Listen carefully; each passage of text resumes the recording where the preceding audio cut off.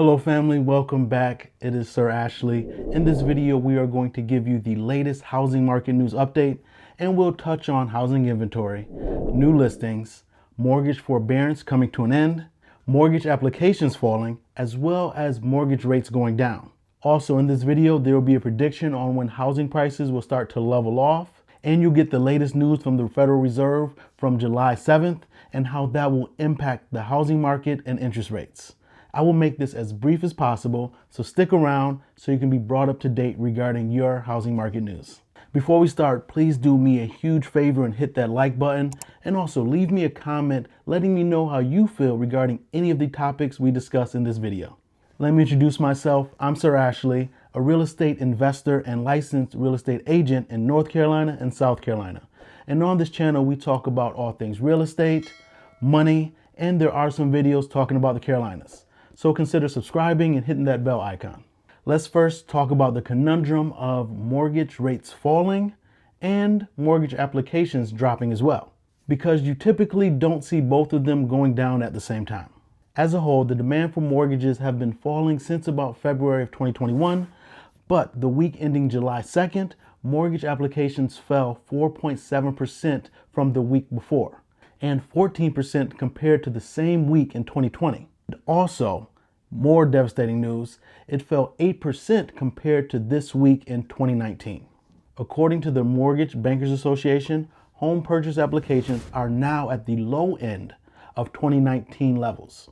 And refinance mortgage applications are presently at the lowest rate since January 2020, before the pandemic started. And all of this is occurring while mortgage rates are dropping. As of yesterday, July 7th, for the people with great credit, they could have gotten a 30-year refinance rate at 2.75%. But generally, purchase mortgage applications are anywhere from 2.9 to 3.15% for a 30-year fixed mortgage. From everyone that I'm talking to and hearing from in the mortgage industry, they are saying that it is wise to refinance your home or to buy a home now before summer's in order to capitalize on these low rates. And later in the video, we'll touch on why the mortgage industry are saying such things once we get into what the Federal Reserve minute said just yesterday. But right now, let's change gears a bit and talk about mortgage forbearance coming to an end. Quick recap. Over 7 million homeowners participated in mortgage forbearance programs, and I know a significant portion of those homeowners didn't actually need to participate in the forbearance, but they saw it as an opportunity that they wanted to take advantage of and to keep most of their money in their pocket. But there's a significant portion of Americans who actually needed the forbearance, and as of July 2nd, 2021, 2 million people of the over 7 million that were in forbearance, 2 million of them are still actively in mortgage forbearance. And mortgage forbearance is set to end at the end of September. And Fannie Mae, Freddie Mac, and the FHA are trying everything they can to help homeowners who took part in forbearance either modify their loan to a lower interest rate to make mortgage payments more affordable. And in some cases, they're even offering 40-year mortgages, which would help that monthly payment become more affordable because they're extending the loan for an additional 10 years.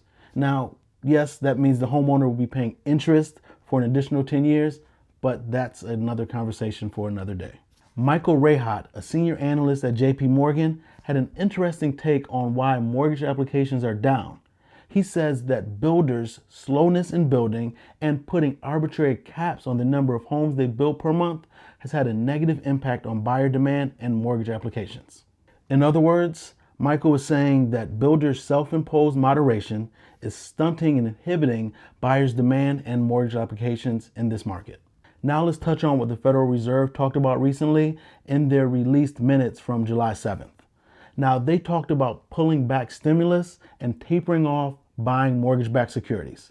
Now, if you're unfamiliar with what a mortgage-backed security is, let me explain it to you in about 20 seconds. Now, when an individual gets a mortgage, the bank bundles a whole bunch of individual mortgages together and sells them. Those are known as mortgage-backed securities. And the Federal Reserve has been propping up the housing market not only by keeping interest rates low, but for the past year, the Federal Reserve has been buying about $40 billion worth of mortgage-backed securities from banks. Yes, every month, $40 billion. So banks really haven't had to worry about providing mortgages to people because they knew that they had a buyer for those mortgages once they bundled them up. But if the Federal Reserve starts buying less of those mortgages, banks will become less willing to approve and provide mortgages to a lot of people unless they are highly qualified. And according to the Federal Reserve meeting minutes, it's safe to assume that this tapering, meaning they will start buying less of these mortgage-backed securities, starting between the last quarter of 2021 and the second quarter of 2022. And this brings us back to the first topic we discussed regarding mortgage rates and how mortgage brokers are encouraging people who are on the fence regarding buying a home or refinancing their home loan to do it sooner than later. Because once the Federal Reserve starts buying less mortgage-backed securities, historically, rates go higher and loan approvals become more difficult to get. Now let's talk about housing inventory and new listings. According to Realtor.com, in June, new listings increased 5.5% year over year and rose almost 11% from just a month ago. New listings were higher in June than May, but inventory is still down when you compare these numbers to pre-pandemic averages. This increased supply should be a welcome sight to buyers, and that will provide them with more selection. And when you couple that with less people applying for mortgages, that means they'll have less competition vying for the same properties right now. So on the surface, it should be much easier trying to find a home right now. I say much easier, that's in a relative sense, but the biggest challenge I see moving forward in the near future is dealing with sellers. They're going to want bidding wars, and they're going to be unpleasantly surprised when they find out that their property is not getting the offers that they believe their property should. Quick aside, buyers, sellers, and most real estate professionals have become prisoners of the moment and have unrealistic expectations regarding the housing market. Buyers have become jaded because they've went a couple months without being able to secure a property, and sellers have a false belief that no matter when they list their property or what they list their property for, they should automatically get multiple offers and a bidding war.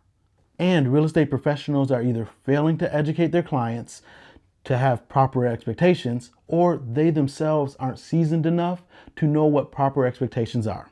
But even with this increased inventory, CoreLogic, a huge data provider, said they expect home prices to keep going up until the middle of 2022.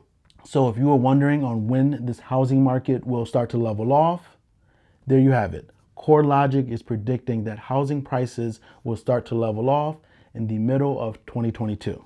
But on the flip side of that, we don't know what interest rates will be at that time, nor do we know how strict banks will be when it comes to lending money. So in the meantime, I encourage everyone to make sure your credit is in order and in tip-top financial shape, so you're ready to act whenever it is you're ready and comfortable to buy a home. Be sure to hit that like button and make sure you leave a comment. Also, if you want real estate updates and info regarding money, be sure to hit that subscribe button. I'm Sir Ashley. Talk soon.